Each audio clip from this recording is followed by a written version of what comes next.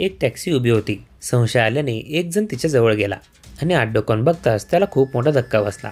दरम्यान काय आहे नेमकं प्रकरण ते पाहण्यापूर्वी चॅनलला सबस्क्राईब करायला विसरू नका. उत्तराखंडची राजधानी देहरादूनमध्ये 26 ऑगस्ट रोजी ही घटना घडली आहे. एका उभ्या टॅक्सीकडे बघून संशय आल्याने एक जण तिच्या जवळ गेला आणि आत डोकावून बघताच त्याला धक्का बसला.